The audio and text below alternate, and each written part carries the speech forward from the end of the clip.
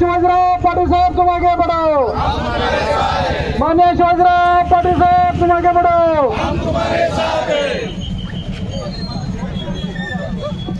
शक्तिपीठ महामार्ग, शक्तिपीठ महामार्ग, शक्तिपीठ महामार्ग, शक्तिपीठ महामार्ग, माननीय शिवाजीराव पाटील साहब आगे बढ़ो। महाविकास आघाडीचा आहे आणि महायुतीचं काम आहे। कितीही विरोध झाला, हा शक्तिपीठ मार्ग असू दे, कोणताही हायवे असू दे, हा होणारच। माननीय देवेंद्र फडणवीसांच्या नेतृत्वाखाली वेगवेगळ्या रस्त्यांची कामं चालू आहेत। नागपूर टू मुंबई हायवे झाला, त्यानंतर संकेश्वर टू गोवा झाला आणि नागपूर टू आता गोवा शक्तिपीठ ह्या कोणत्याही परिस्थितीत होणार। त्याला कितीही विरोध केला, महाविकास आघाडीचं काम आहे फक्त विरोध करणे।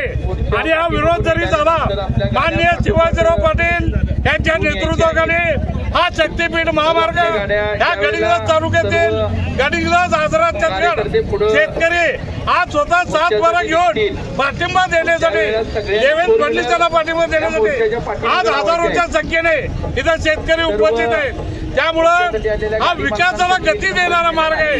त्यामुळं शक्तिपीठ महामार्ग होणं गरजेचं आहे आणि होणारच। प्रथमदा या शक्तिपीठ महामार्गाला विरोध करण्यासाठी आपले महायुतीचेच काही नेते मैदानात उतरलेले, आमदार राजेश पाटील असतील, संग्राम कुपेकर असतील, काय सांगाल? आता त्या संदर्भात दुटप्पी भूमिका जे घेतलेत, आता ह्या मोर्चाच्या माध्यमातून त्यांना उत्तर मिळेल। आणि जे हितं आपल्या भारतीय जनता पार्टीच्या विकासात्मक धोरणाला विरोध करायचा आणि मुंबईमध्ये मुख्यमंत्र्यांच्या दालनात बसून आम्ही तुमचंच आहे म्हणायचं, ह्या महायुतीच्या घटक पक्षाच्या नेत्यांना पण ह्या तुमच्या वार्ताच्या माध्यमातून तुम्हाला सांगायचं आहे, ह्यांच्यावरती अवलंबून असून राहू नका। कारण खोबरं मिळेल तिथं चांग भलं। ह्या दुटप्पी भूमिकेमुळे एक वेळ महायुतीचा घटक पक्ष पण अडचणीत येईल। कारण या हितं भाजपच्या सर्वच विकास कामांना विरोध करते आणि हे जनता सुद्धा आहे, शेतकरी बांधवांना कळत आहे।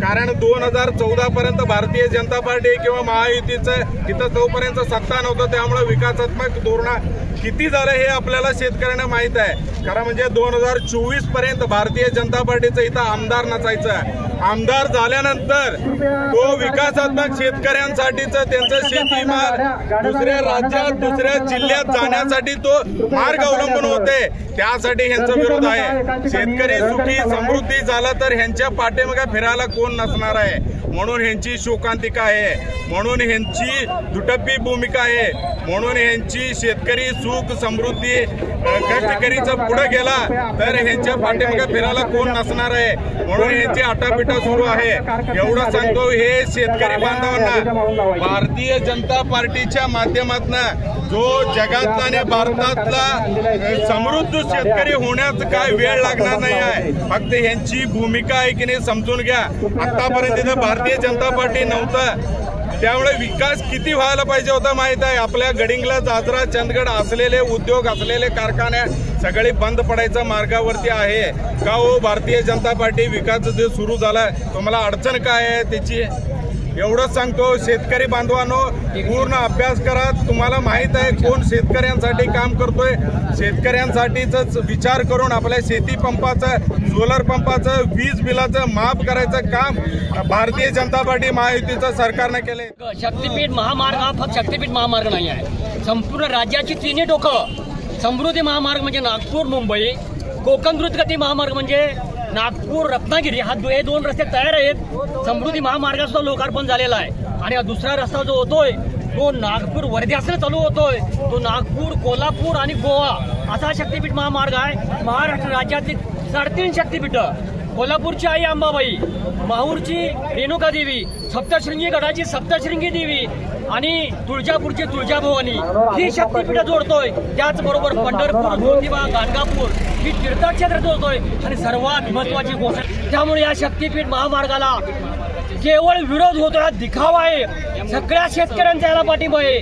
ट्रान्सपोर्टेशन, कम्युनिकेशन, रस्त्यांचं जाळं विणलं गेलं पाहिजे, शेतीमालाला भाव मिळेल, व्यापार वाढेल, तीर्थक्षेत्रांचा विकास होईल। त्यामुळे शक्तिपीठ महामार्गाची जी भूमिका घेतली आदरणीय आमदार शिवाजीराव पाटील साहेब, चंदगड विधानसभा मतदारसंघाचे आमचे नेते, त्यांची भूमिका अतिशय रास्त